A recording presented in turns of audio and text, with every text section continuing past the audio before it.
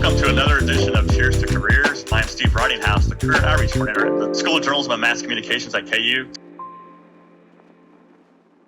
Hello, we are back for the 101st episode of Cheers to Careers. I'm Steve Ridinghouse, the Career Outreach Coordinator for the KU School of Journalism and Mass Communications. Today we are joined by KU alum Jenna Barackman. She is professional sports, tourism, and outdoors reporter for the Denver Business Journal. Jenna, welcome. Hi, it's so great to be here. I'm loving feeling like I'm back at KU.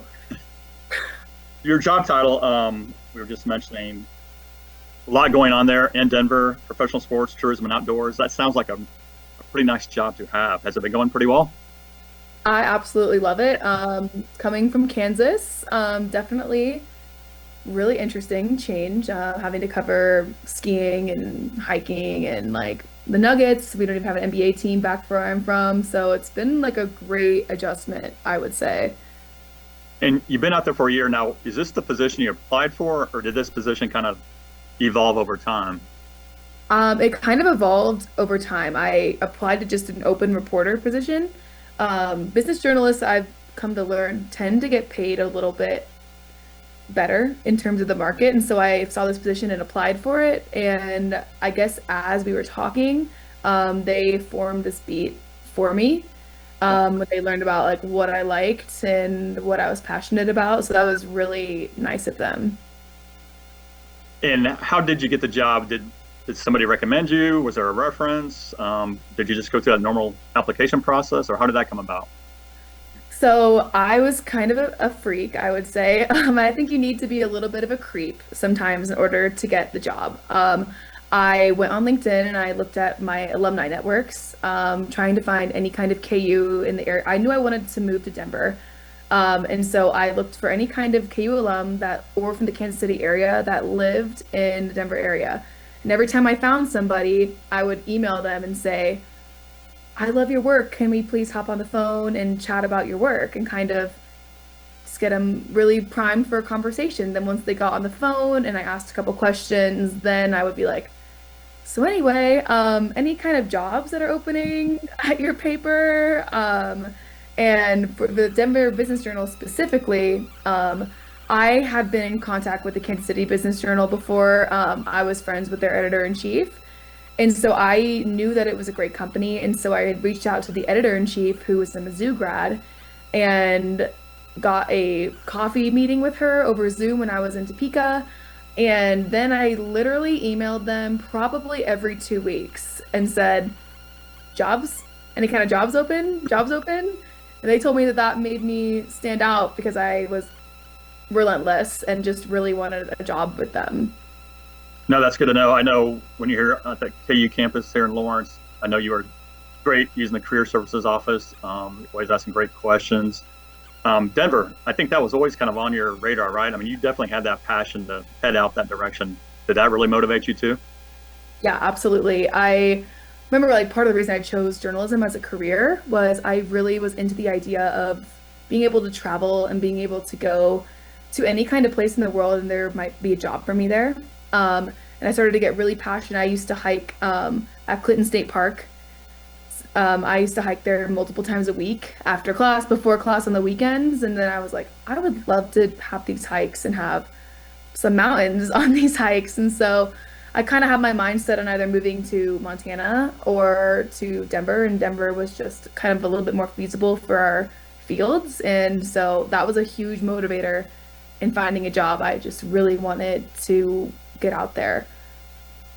And when you have so many beats that you kind of cover, is that invigorating? Is it challenging to kind of manage your time? I mean, how do you kind of focus on what you need to cover day to day, week to week? It's challenging. I mean, there's no way around it. I actually recently took on 2 more beats. Wow. So I do restaurants and retail as well now. I think when you take on another beat on top of the ones that you're already used to, it's always difficult just to find, because you have to connect with the people you need to know on your beat. You have to connect with everybody you want to talk to. But then once you get into a good groove, it's actually, I think, a good thing because I have so many stories to choose from. I don't have to waste my time necessarily on writing up a press release or anything like that. I can use my time because I have so many options to just do what I'm interested in. And I find that when you have a good sense for news, what you're interested in is usually what your readers will be interested in. And that is always pretty hard to figure out when you first get into a beat, but once you do it, it works really well. And I assume you kind of developed some pretty good time management skills while you were a student at KU. I know you Yeah. were on the fast track. You graduated early, semester early, which is hard to do, in my opinion. So were you able to kind of carry some of those time management skill to your professional life? Yeah, for sure. I mean, I remember there was a time I oftentimes at KU I had multiple reporting jobs. I was in a sorority. I remember there was one semester where in my junior year where every day I would wake up and I would drive to Topeka to work for the Kansas City Star. Then I would drive back to KU, go to class with Terry Finneman. Then after class, I would go to Eudora and do some reporting there for the Eudora Times, which for anybody listening, it's a great program and everyone should do it. And then I would do my homework after that. And sometimes I would be in a either working for the Kansan or a micro internship.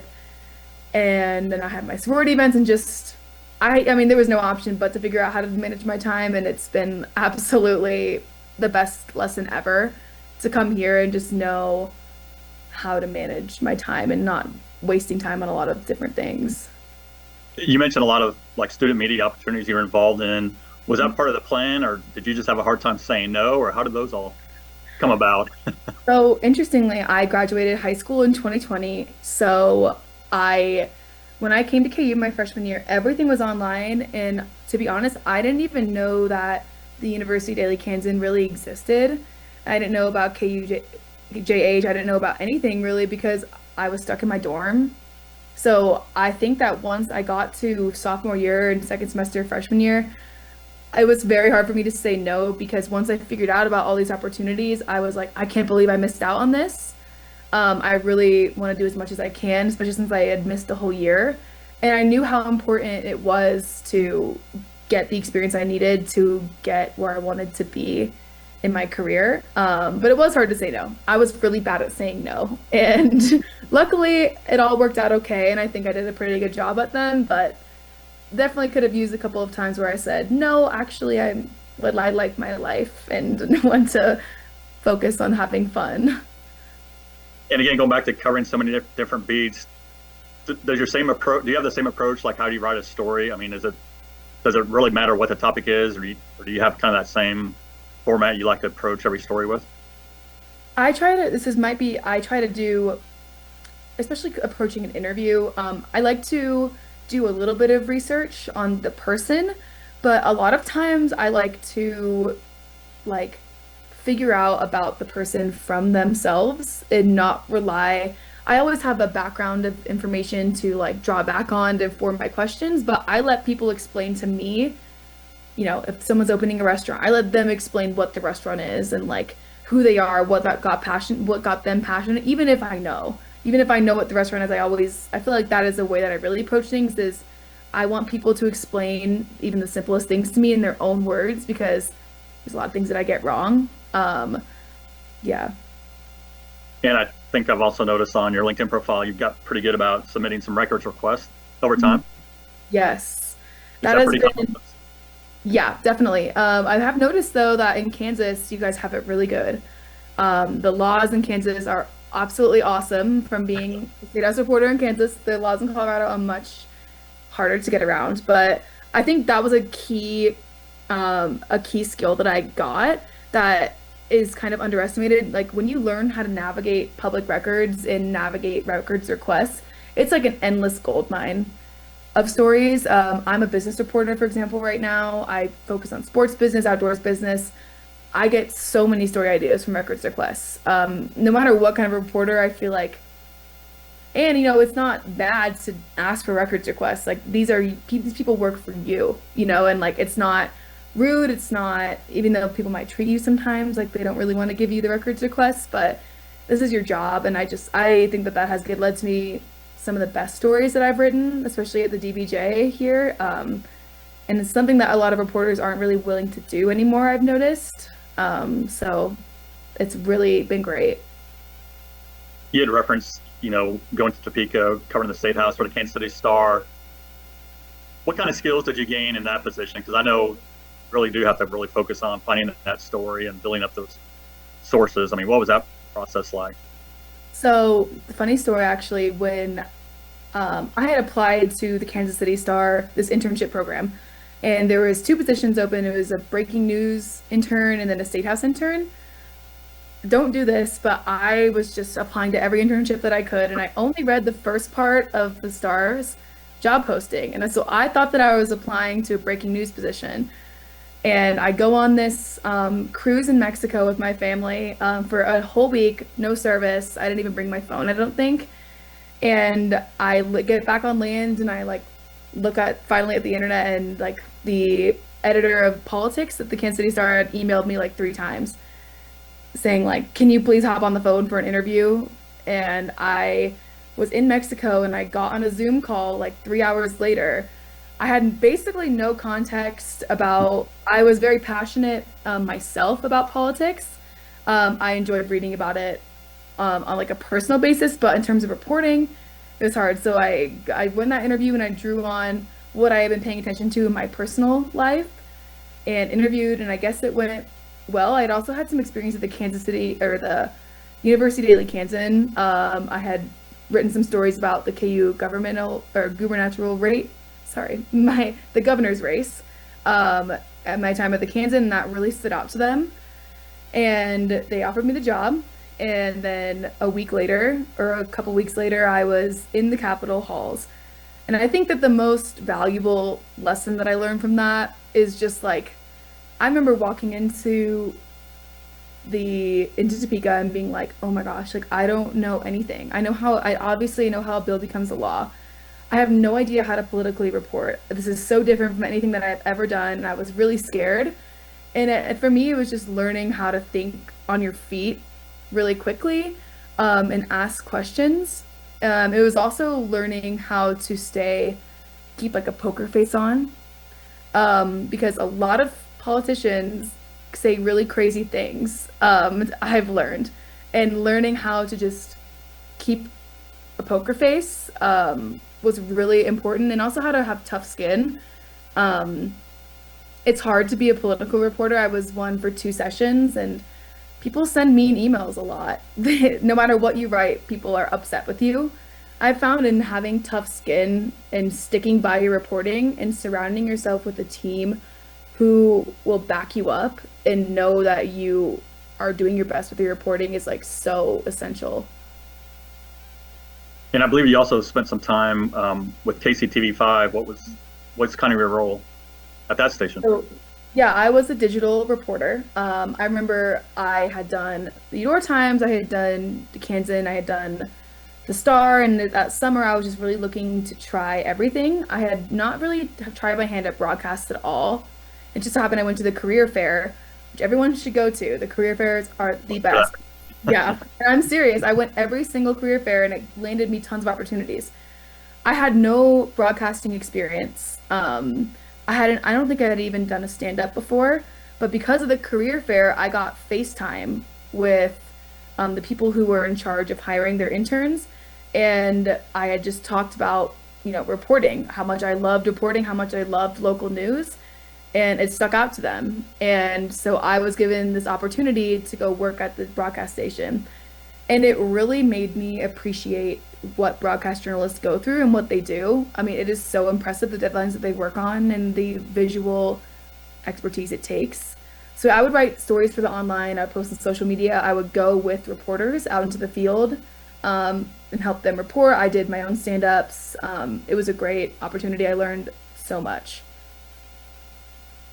When you did arrive at KU in 2020, did you know what you wanted to do? You just knew you wanted to do something in journalism and you just wanted to test everything that was out there, or did you kind of know what you wanted to do long term? I knew what I wanted to do. Okay. I'm gonna give a very funny anecdote about me. When I was 12, I used to write tons of things about One Direction. Okay. I told this in my job interview, actually. They told me I got hired. When I was 12, I used to write these stories about One Direction, and they got like really popular. And I remember when I got to high school, I was like, man, I should stop doing that. That's really weird. And I put all my efforts toward my high school newspaper, And it just really, I knew that's really what I wanted to do. Like right when I started designing pages and started doing my stories, I had always been a pretty good writer because I wrote so much in my free time and I just love Harry Styles so much, you know? And so I always say that I owe my career in part to One Direction. So thank you. This is my 101st podcast, and I think that's the first time I ever heard anybody say that. That's awesome. Yeah. So, with all your work, do you have time for a social life, any work-life balance going on in your life? Oh yeah. That was the main. I'm obviously very passionate about journalism, but one of my main points when I was looking for a job was what kind of work-life balance am I going to have? I'm lucky to be in a place, ACBJ, which is the DBJ's parent company. They have, dozens of locations around the country. They give you unlimited PTO. So you can take PTO whenever you need, you can take vacations. And I think that even if that wasn't a thing, I think just living where I am, it gives me lots of work-life balance. Just being able to take a hike after work, and do certain things like that. But I think that the DBJ is a very interesting publication because unlike the Star or unlike other typical publications where you have to worry about breaking news, for example, a shooting coming in at 2 in the morning that you have to hop on, I don't really have to worry about things like that because we are a different kind of paper. Our breaking news is very different than what would be considered breaking news to the Star. So we operate very much on like our readership, which are business leaders and businessmen and businesswomen. They read our stuff during their days, their 9 to 5s. That's primarily where the niche that we work in. So it's really nice not having to work late very much. And it's unlike a lot of other journalism jobs that I've heard of. Well, I know you talked about internships, the importance of that, and networking. What other advice would you like to share with the class of 2025 and 2026? Definitely, I would say don't be afraid, don't be embarrassed to do what I did and just email people nonstop because it's going to stick out to somebody. If you are passionate about getting a job somewhere, if you want to move somewhere, like I always say, like, don't be afraid to embarrass yourself. You're not going to embarrass yourself. It's going to show people that you're ambitious. If you keep reaching out and saying, just want to, I'm interested, I'm still interested, I'm still interested, I'm still interested. The other thing I want to say is like, your career is very important. I think it's sometimes, I mean, even for me, watching what's going on in the news can be really upsetting and hard. And I just want to say that as we watch everything unfold, like just know that your job is so important, and without us, people would be living in the dark. People wouldn't have the knowledge that they have. And I just don't want the classes to discount themselves when they see so much doom and gloom from our industry and from outside the industry about it's hard to find a job. Nobody respects journalists. That is not true. And I just want to tell everybody that you're doing a great job. And what you're doing is extremely, extremely important. As the Washington Post says, democracy dies in darkness. So we are the light. And then I also just want to say your career is very important, but don't forget to have fun. In college, don't feel bad about taking time. You don't have to be working late at a sports broadcast every single night. You should also find time to make those memories in college and make decisions that make sense for your personal life, but also for your professional life. Find a job that makes you happy, that in a place that makes you happy. No, great advice, Jenna. I'll make sure to share with our students. Okay, so now it's time for Fast Five. I know you're in the rock climbing club at KU. How much rock climbing do you do in Colorado? I actually have just gotten really into it. If you'll, in post-production, you can put up the picture of me. I just did a rock climbing in Telluride that was 2,000 feet off the ground, for 5 hours. So I'm getting more and more into it. And I assume you can't be in Colorado without skiing. What's the best mountain to ski in Colorado? Winter Park. Winter Park. Who's the most famous person you've interviewed? I think it's a tie between Shaun White and Nikola Jokic. Okay. So you had a chance to snowboard out in Colorado? Nope, I am anti-snowboarder. I'm a skier forever. You talked about, the importance of working within Eudora Times, and I did stumble on a video where you were involved with Taste of Eudora. What do you remember about the taste of Eudora? What was that like? I remember that it was so much fun and that showed me why I could maybe not be a live reporter because it was really hard to be on camera, but it was fun. It was a different kind of reporting than I normally do, but I learned I'm not suited for the camera, I don't think. And also, I think I saw a post on LinkedIn where you covered obscure outdoor shops. What's the most obscure thing you found at those obscure outdoor shops? Is there anything you can share? I went to this shop 2 hours from Denver, where you have to make an appointment to shop there.